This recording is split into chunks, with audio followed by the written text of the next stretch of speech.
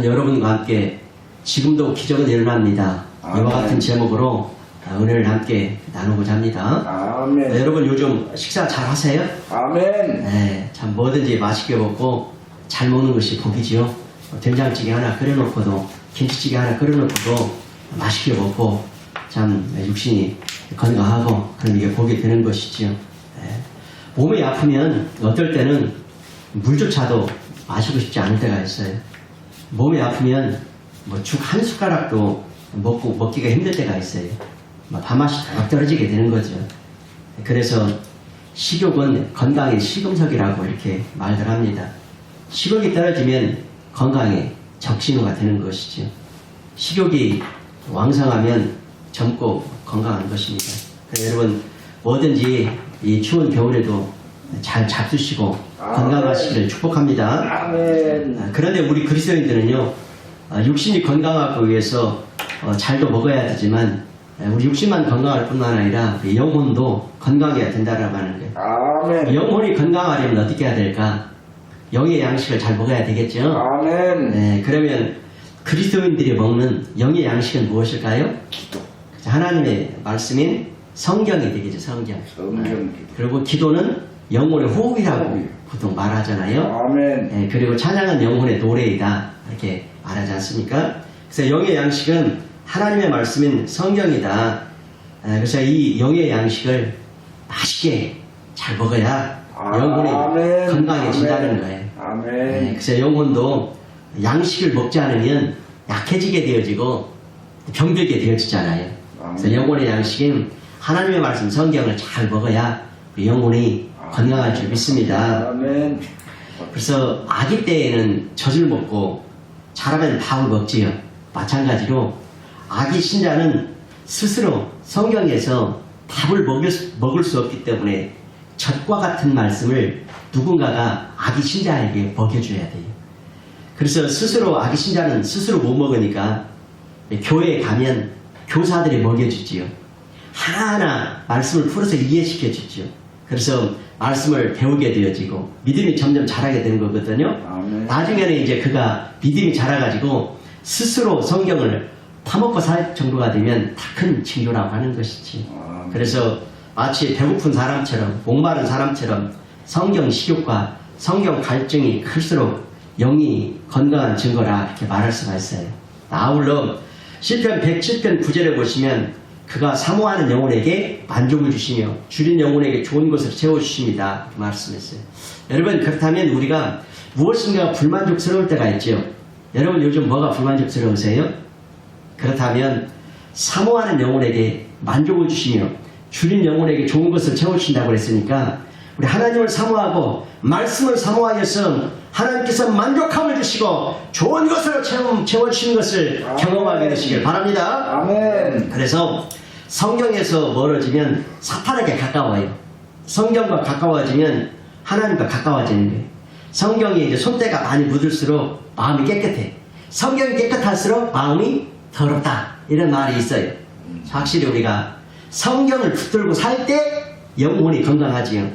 그리고 건강한 영혼에 하나님의 축복이 있고 기적이 일어나는 줄 믿습니다. 아멘. 그러므로 영혼의 양식, 영혼의 힘, 영혼의 능력, 영혼의 축복이 되는 하나님의 말씀을 붙드십시다. 아멘. 저의 경험을 잠깐 말씀드리자면 과거에 제가 하나님의 말씀을 좀 암송하기를 즐겨 했던 때가 있었어요. 그래가지고 길에서든 버스에서든 화장실에서든 심지어 밥 먹을 때도 다 습관적으로 암송을 했던 때가 있었어요. 그러다 보니까 뭐 습관적으로 늘 그 암송하며 이렇게 뭐 했었으니까 그 말씀들이 어떻게 돼요? 마음에 새겨지게 되는 거예요. 생각을 지배하게 되는 거예요. 그래서 신령이 막 살아 역사하는 거예요. 그러면 어떻게 돼요? 희망이 생기고 긍정적이고 기적을 바라고 뭐 감사, 찬양, 믿음으로 승리하며 살게 되는 원동력이 되는 것이지요. 그리고 이 말씀의 능력으로 세상 뭐 환경, 현실, 난관, 어려움들을 극복하고 초월하고 희망차게 힘있게 밝게 기적을 꿈꾸며 막 살아가게 되는 것이지요. 이 원동력 어디서 나와요? 말씀을 암송하고 말씀이 마음에 새겨지고 생각을 지배하게 되고 심령이 막 살아 역사하니까 막 세상을 추월하고 환경을 뛰어넘고 현실을 이기고 난간 어려움들을 뚫고 나가더라는 거예요. 그러므로 세상을 이길 힘이 뭐냐?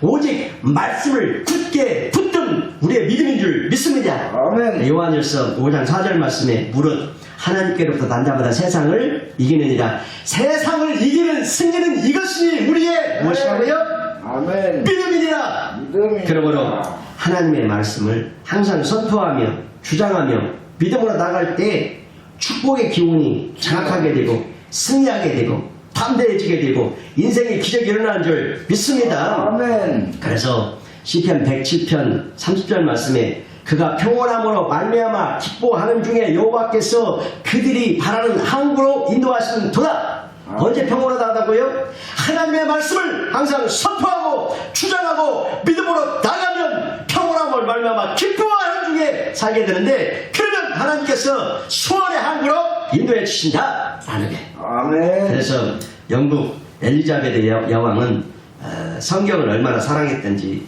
영국의 모든 영토를 버릴지라도 성경은 버릴 수가 없다 이렇게 고백했어요.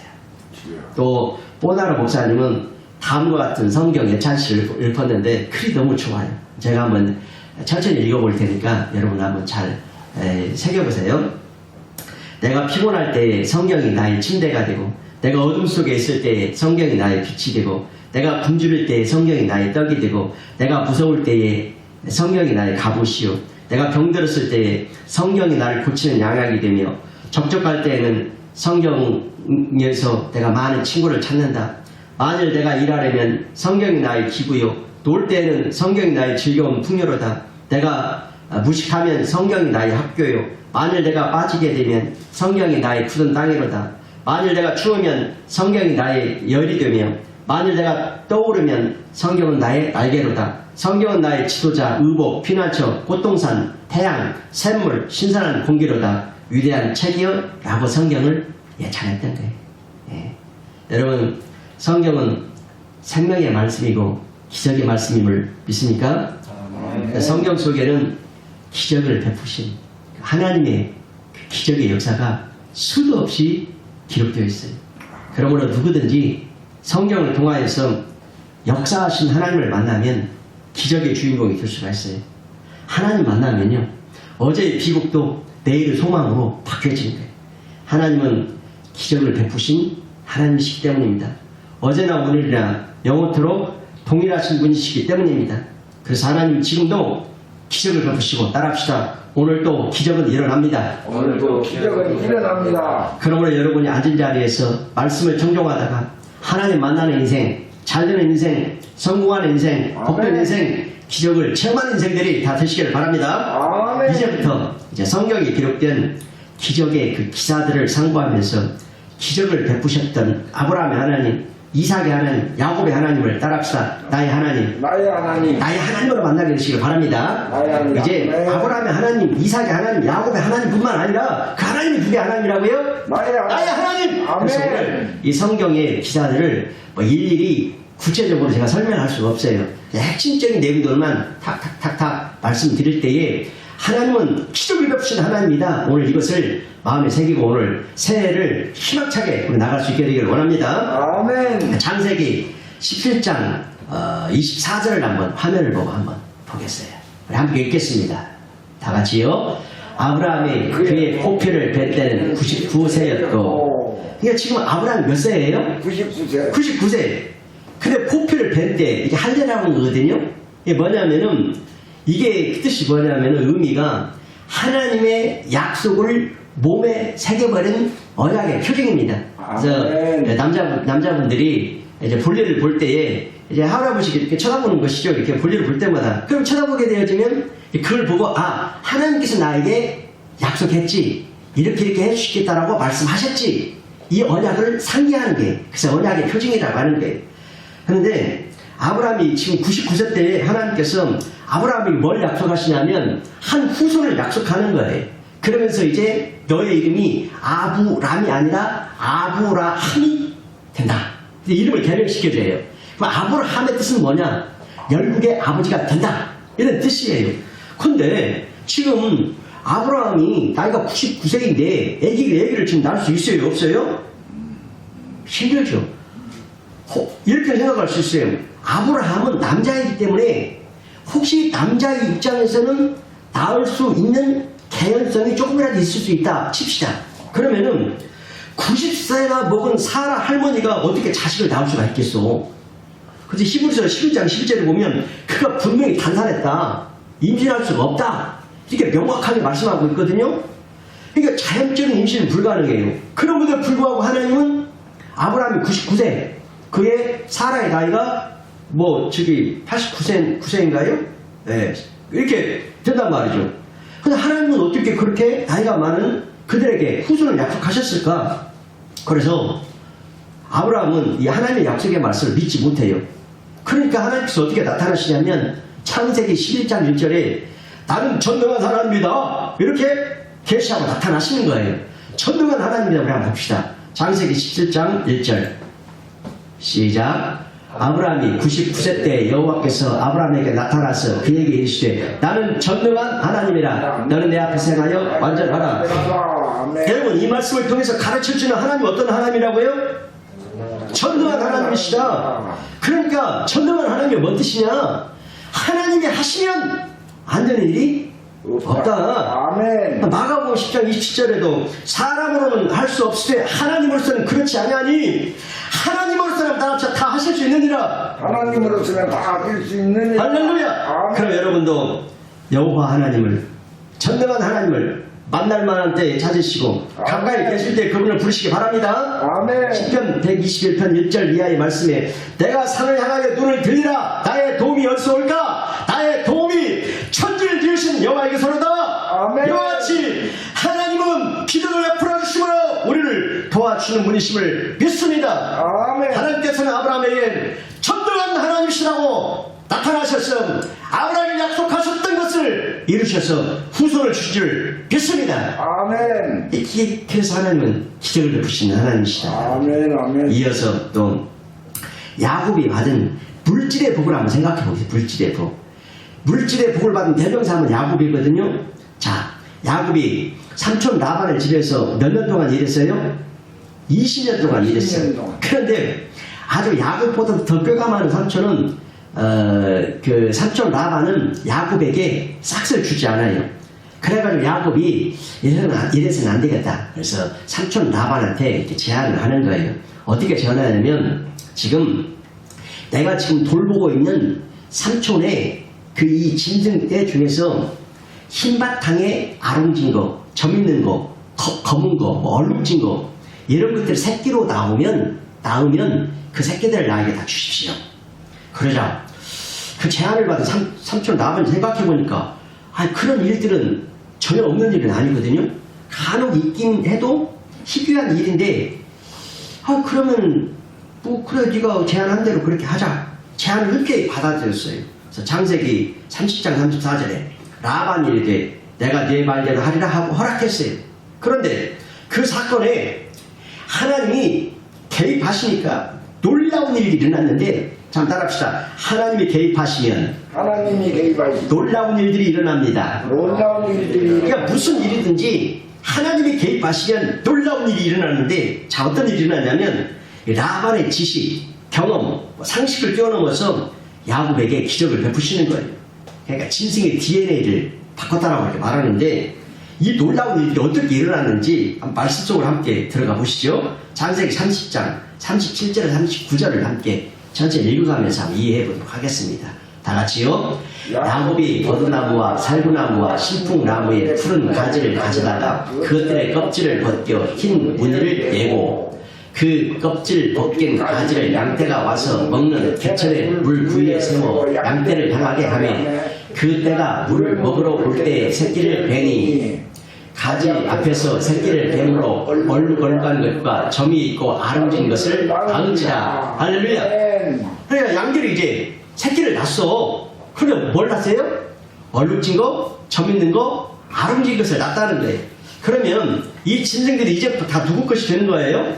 야곱의 그 이 일을 누가 하셨다고요? 하나님. 할렐루야. 아멘. 그래서 여러분 그렇다면 이것을 역사하신 그 야곱의 하나님이 저와 여러분의 하나님이심을 믿습니까? 아멘. 그러면 하나님께서 야곱에게 주신 그 물질의 축복을 저와 여러분에게도 내려주실 줄 믿습니까? 아멘. 그렇게 되기를 축복합니다. 아멘. 그래서 야곱에 내리신 하나님의 놀라운 축복이 저와 여러분에게도 이 새해에는 나야가라 폭포처럼 쏟아지게 되기를 주의 이름으로 축원합니다. 아멘. 에스겔서 34장 26절 한번 보겠어요. 자, 시작. 내가 그들에게 복을 내리고 내 산 사방에 복을 내리며 때를 따라 소낙비를 내리되 복된 소낙비를 내리리라. 할렐루야. 복을 내리는데 막 복된 소낙비를 내린다는 게 이런 축복의 문이 열리기를 바랍니다. 아멘. 잠언 10장 20절에 보니까 여호와께서 주시는 복은 사람을 구하게 하고 근심을 겸하여 주지 아니한다 했어요. 주여 아버지. 이럴 때 큰 소리를 힘주어 아멘 하면 힘안 들고 복받는 줄 믿습니다. 아멘. 이와 같이 하나님 우리의 생각을 초월하여 기적을 베푸시는 분이시다 라는 거예요. 아멘. 계속해서 한번 보겠습니다. 요셉이 어떤 사람입니까? 요셉은 애굽의 노예로 팔려가 가지고 그 나라의 총리가 된 사람이죠. 주여. 자, 요셉이 애굽의 총리가 되어서 그의 백성을 구할 수 있었던 것은 그 하나님께서 그 이유를 말씀해 주셔요. 어떻게 그렇게 되는가? 여호와께서 요셉과 함께 하심으로 그가 형통한 자가 되어 그의 주인 애굽 사람의 집에 있으니 그의 주인이 여호와께서 그와 함께 하심을 보며 또 여호와께서 그의 범사에 형통하게 하심을 보았더라. 아멘. 그렇습니다. 하나님이 함께 하시면 합력하여 선이 되어집니다. 아멘. 하나님이 함께 하시면 위대한 새 역사가 일어납니다. 아멘. 사무엘상 2장 8절 말씀에 가난한 자를 진토에서 일으키시며 빈궁한 자를 거름됨에서 올리사 주여. 귀족들과 함께 하시며 영광의 자리를 아멘. 차지하게 하시는 줄 믿습니다. 아멘. 그럼 오늘 저와 여러분들도 하나님께서 함께 하심으로 올 새해에는 놀라운 새 역사가 펼쳐지기를 축복합니다. 아멘. 또 봅시다. 모세에 대해서 한번 생각해 봅시다. 모세가 이제 이스라엘 백성들을 다 이끌고 애굽에서 나와서 이제 광야길을 가고 있는 중이죠. 그런데 위기를 만났어요. 야, 앞에는 홍해바다가 가로막고 있고 뒤에서는 애굽 군대가 죽이려고 다 추격해오고 있습니다. 사방으로 우겨쌈을 당해서 도무지 피할 길이 없어요. 이제 다 망할 것 같은, 다 죽을 것 같은 그런 순간이었습니다. 그러나 그런 절박한 상황 가운데서도 하나님께서는 살 길을 열어주셨는데, 야, 인간의 힘으로는 전혀 할 수 없었던 일을 하나님이 행하시죠. 어떻게 행하시죠? 홍해바다를 쫙 갈라주시고 이스라엘 백성은 바다를 길처럼 쫙 건너가게 하시고 아멘. 추격해오는 군대는 물이 다 자파짐으로 말미암아서 물속에 다 빠지게 되죠. 바로 인간의 능력이 끝나는 곳에서 하나님의 새 역사가 시작된 줄 믿습니다. 아멘. 그럼 요한복음 11장 4절에 뭐라고 하냐면 예수께서 가르치되 내 말이 네가 믿으면 하나님의 영광을 보리라 하지 아멘. 않냐. 아멘. 따라합시다. 네가 믿으면 내가 믿으면 네가 믿으면 내가 믿으면 네가 믿으면 네가 믿으면 하나님의 영광을 보리라. 하나님의 영광을 보리라. 그러므로 저와 아멘. 여러분도 믿음을 보시는 이 주님께 인정되므로 좋습니다. 위대한 구원의 역사가 늘 있게 되기를 바랍니다. 아멘. 또 여호수아에 대해서 한번 살펴보세요. 여호수아. 예? 여호수아 하면 또 그 무슨 성이 무너졌다고요? 여리고성. 여호수아가 이제 백성들을 다 이끌고 가나안 땅을 다 점령하여 들어가려고 하는데 난공불락에 여리고성이 딱 막고 있는 거예요. 얼마나 그 앞에서 막막했겠어요. 그럴 때 이제 하나님께서 여호수아한테 그 여리고성을 무너뜨리고 넘어갈 수 있는 방법을 가르쳐 주시고 살 길을 열어주시죠. 하나님의 방법을 제시하시는데 이 방법이 참 기가 막힌 방법이에요. 이 성을 하루에 한 바퀴씩 7일 동안 돌아라. 근데 마지막 날 7일째에는 몇 번 돌아라? 7바퀴 돌아라. 그리고 큰 함성을 외쳐라. 이게 이제 하나님의 처방이었어요. 여러분, 아멘. 한번 생각해 보세요. 아니, 그 견고하게 돌로 쌓은 그 견고한 성벽이 사람이 돈다 무너져요? 저 수원성에 가가지고 남한산성에 올라가가지고 그 성 무너지라고 하루에 한 바퀴씩, 아니 1년 내내 돌아도 무너질까요, 그게? 대한민국 전 국민이 거기 가서 돈다고 무너져요, 이게? 말도 안 되는 소리지요. 하나님의 처방 이해가 됩니까? 안 돼요. 아멘. 사람의 생각으로는 전혀 불가능한 거예요, 이게. 주여. 그럼에도, 그럴지라도, 여호수아는 사람의 생각으로는 이해가 안 되고, 불가능해도, 하나님께서 말씀하셨으니, 여호수아가 어떻게 했어요? 순종했다. 그러자, 결국, 이 여리고성이 와르르 무너지는 하나님의 기적 역사를 바로 눈앞에서 보게 된 것이다. 아멘. 이처럼 순종은 하나님의 기적을 가져옵니다. 하나님의 복은 단지 아는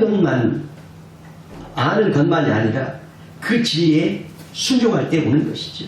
아멘. 주님의 말씀에 행동한 순종으로 나갈 때 여리성과 같이 그렇게 단단하고 견고한 문제가 와르르 무너지는 역사가 있는 줄 믿습니다. 아멘. 그러므로 말씀에 그 붙들고 그 행동하는 순종으로 나가는 것이 대단히 중요하다. 그래서 이런 이제 말씀의 공식이 성립이 되어지는데 따라서 하나님은 말씀하시고 하나님은 말씀하시고 우리는 순종한다. 우리는 순종한다. 우리가 순종하면 기적이 일어난다. 기적이 이런 일어난다. 말씀의 공식이 성립되는 거예요. 하나님은 말씀하시고 우리는 순종한다. 우리가 순종하면 기적이 일어난다. 기적이 일어난다.